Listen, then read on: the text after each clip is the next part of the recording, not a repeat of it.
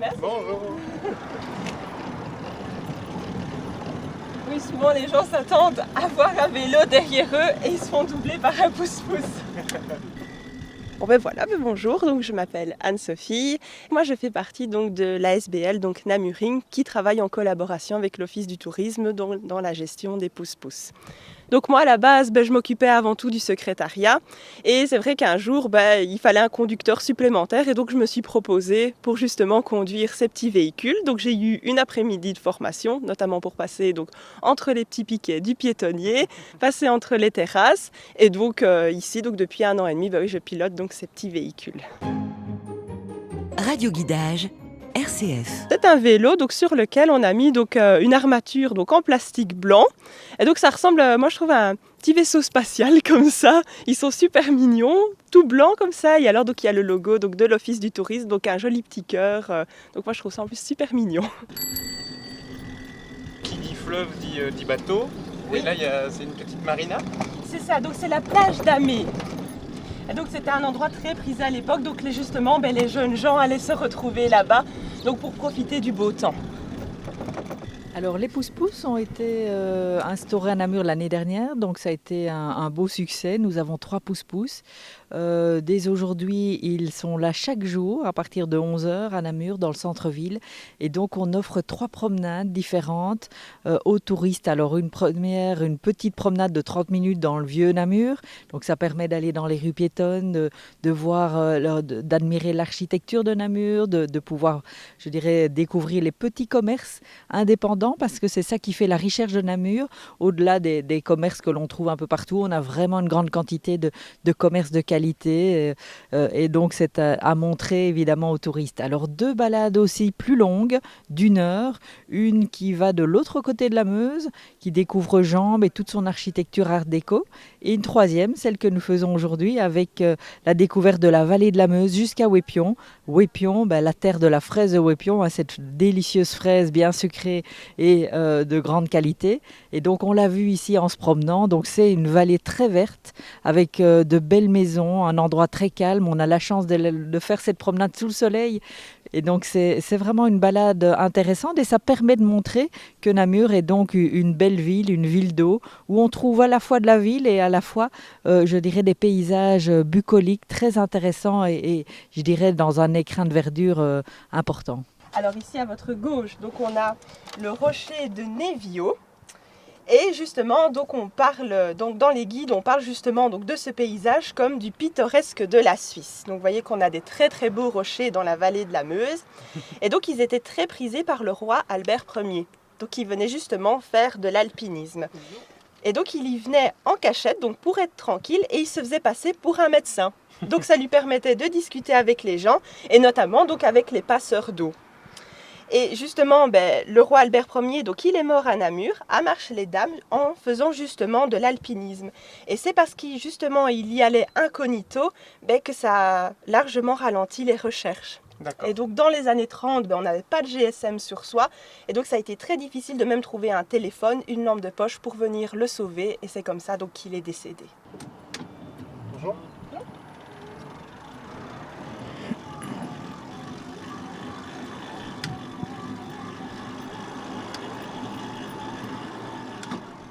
Oui, donc ici on est sorti de Namur, donc on a été à Jambes, et maintenant donc on n'est plus à Jambes, on est à Dave. Dave. Et c'est Dave comme le chanteur Dave. D'accord, qu'on prononce différemment cette fois-ci. Voilà, c'est ça. Et donc justement, Dave, il a un petit peu un lien avec la ville de Namur, parce que donc il est parti donc justement d'Amsterdam pour rejoindre Marseille, pour justement faire carrière.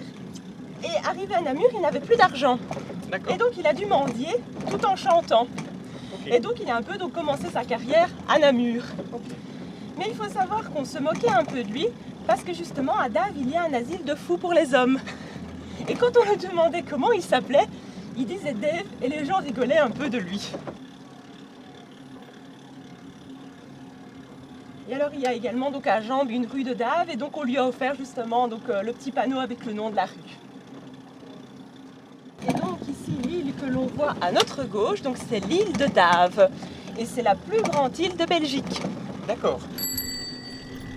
Et donc là, on se balade vraiment donc, le long de la Sambre et de la Meuse et donc on profite donc de tout le halage. Ici, on a profité du halage pendant une bonne trentaine de minutes, un côté très rafraîchissant, puisqu'au final, l'eau, c'est un peu l'identité de Namur, vu qu'il y a quand même 2 rivières, un fleuve et une rivière relativement importante.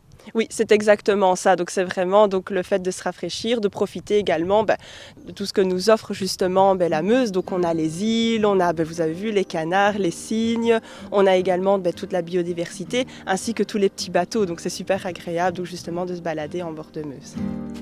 Donc juste à côté, donc, on trouve les restes d'une ancienne brasserie donc, qui date des années 1670. Donc on se demande un petit peu ce que ça fait là et pourquoi donc, on n'y a jamais touché. Mais donc au début du XXe siècle, donc, un Wépionais avait ici 2 villas et une maison d'habitation. Et tout est ruiné pendant donc, la Première Guerre mondiale.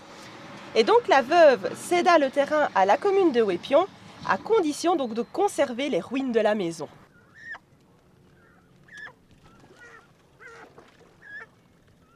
J'ai fait mes études ici à Namur et donc je suis vraiment tombée amoureuse de la ville que je trouve très intéressante, très agréable, qui a un passé historique assez riche et donc j'ai décidé justement de m'installer à Namur et le fait de faire les pousse-pousse, ça me permet également de faire découvrir ma ville autrement et aussi de rencontrer du monde. Et donc ici c'est vrai que pour les visites, c'est beaucoup documenté donc via des vieux livres mais via également l'Office du tourisme, donc on a travaillé en collaboration avec eux pour tout ce qui était visite. Donc même moi-même j'ai beaucoup appris justement grâce à ces visites et je trouve ça très très intéressant de le partager à tout le monde et notamment c'est vrai que je dis souvent que je transporte des jeunes enfants et je trouve ça vraiment génial aussi de leur faire passer l'histoire de Namur. Radio Guidage, la balade de l'été. Donc je vais sans doute vous apprendre quelque chose, mais la fraise que vous mangez, qu'elle soit de Wépion ou non, n'est pas un fruit qui existe à la base dans la nature. Ah bon ? Oui. Donc nulle part dans le monde, il n'y avait ce genre de fraise. Donc à la base, en Europe, on trouvait les toutes petites fraises des bois, qui étaient donc déjà très appréciées du temps des Romains.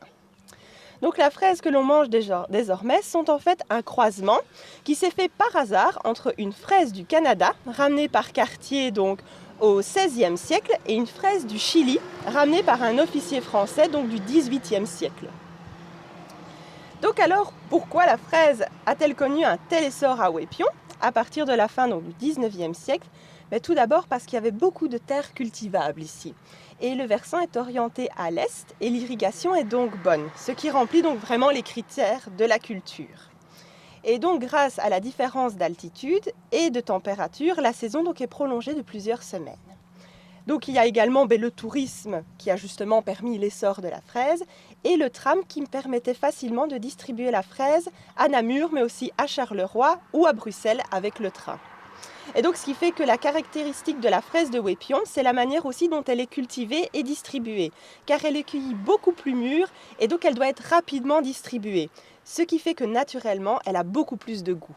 Après nos visites, c'est que les gens se sentent vraiment comme dans un petit cocon. Donc ils sont vraiment, ils se sentent bien. Donc on discute avec eux, donc ils nous font part de leurs ressentis.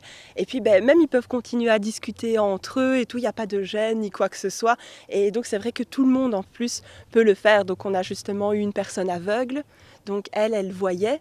Mais donc elle a perdu la vue et grâce à la visite des pousse-pousse, elle a pu ressentir à nouveau justement la ville via les pavés, via donc justement le vent qui allait sur son visage et justement pour elle c'était génial. Donc c'est aussi ça l'un des atouts justement des pousse-pousse, c'est qu'on peut transporter donc un peu tout le monde et à chaque fois les gens en sortent ravis et c'est très très gratifiant. On se retrouve vite d'un endroit à l'autre assez rapidement vu qu'en fin de compte on a quand même roulé que 30 minutes et on se retrouve ici donc dans des endroits qui sont parfois méconnus et où on n'aurait pas pensé aller en voiture ou en étant à pied. C'est vraiment bon enfant et aussi donc surtout personnalisé. Donc je dirais vraiment c'est le caractère et c'est ce qui ressort donc le plus après nos visites, c'est que les gens se sentent vraiment comme dans un petit cocon. Donc ils sont vraiment, ils se sentent bien. Donc on discute avec eux, donc ils nous font part de leurs ressentis.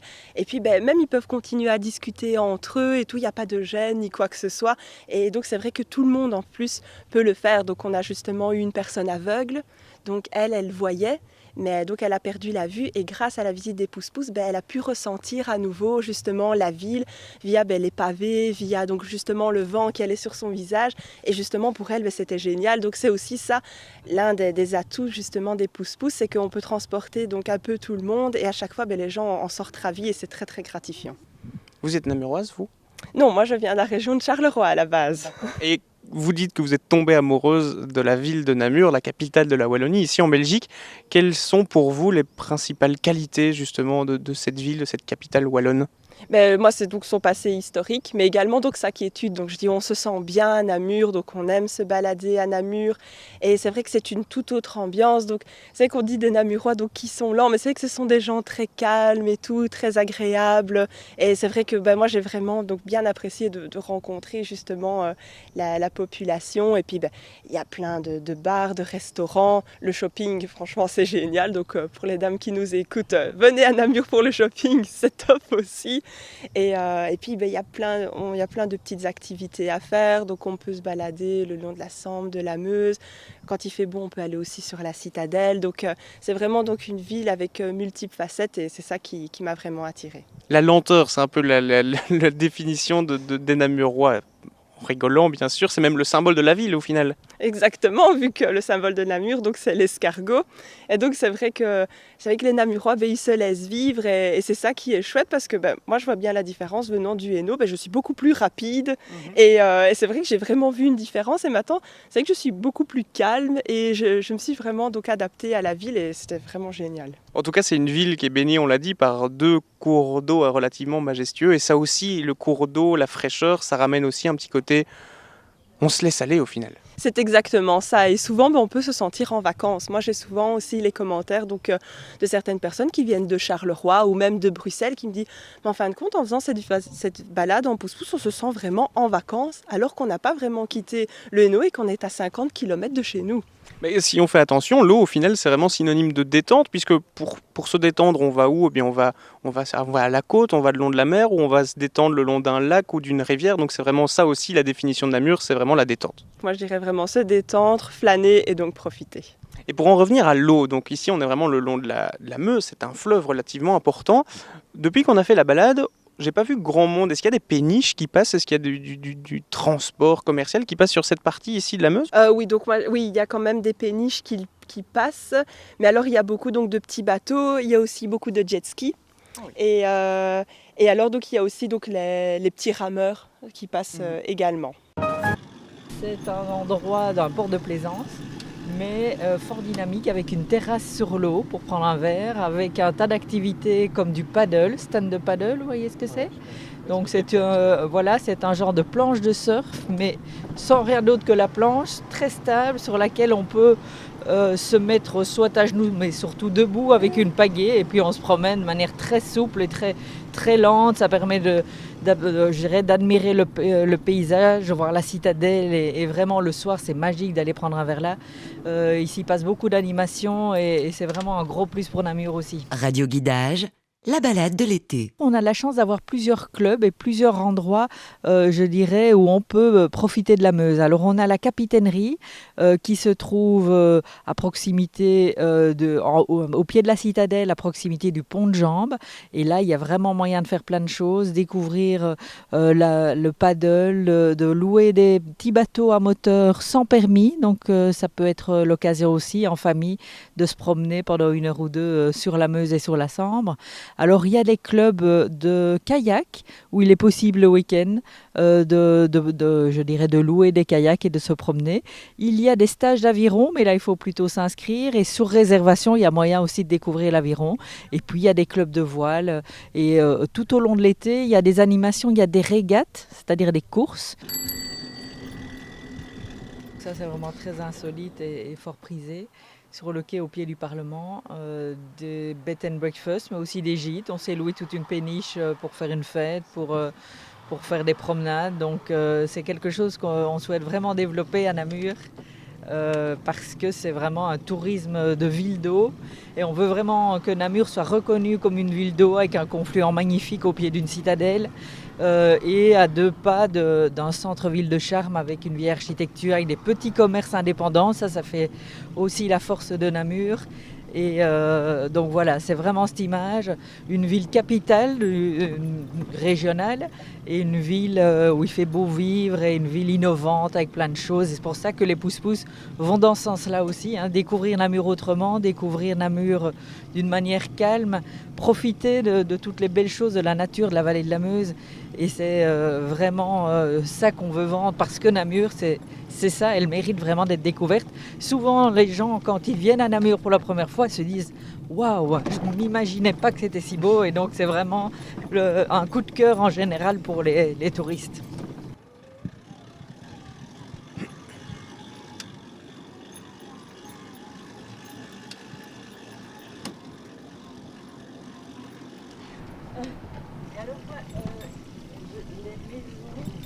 Les vraies villas Lausanne, en fait, elles sont sur un terrain carré, bien au milieu du terrain. C'était vraiment la caractéristique. Et elles sont elles-mêmes carrées en hauteur, avec dans les caves, entre guillemets, les domestiques. Et puis, effectivement, tout en haut. Alors, elles ont certaines caractéristiques, un peu comme celle-là, vous voyez, fort carré en hauteur, hein, avec des balconnets, avec parfois des balcons en bois, en faux bois, fort utilisés à l'époque, et des tourelles, voilà, des toits un petit peu travaillés. Ça, c'est vraiment la caractéristique, on va en voir. Et ici, depuis quelques années, à Namur, on a pris un règlement pour les protéger, justement. Parce qu'avant, c'était plus rentable sur un terrain pareil en bord de Meuse de faire un building que de garder des maisons qui sont très grosses, donc qui ne conviennent plus à des familles. Mais on a pris des règlements pour les protéger et du coup, elles sont toujours là et on les réaménage à la fois entre tradition et modernité pour y faire des beaux appartements, et on va voir sur le trajet des belles rénovations. À l'époque, on ne partait pas loin pour venir en vacances et la vallée de la Meuse était vraiment très prisée parce qu'il y avait plein d'activités aussi nautiques, de l'aviron. Et par exemple, Félicien Rops, un artiste namurois bien connu, a été le fondateur d'un club, le Royal Club Nautique Sambre-et-Meuse. Et voilà, c'est un fervent amateur d'aviron et c'est resté un peu à Namur, et c'était surtout à Ouépion que c'était à Ouépion et jusqu'au confluent qui était fort utilisé ces petits bateaux de détente.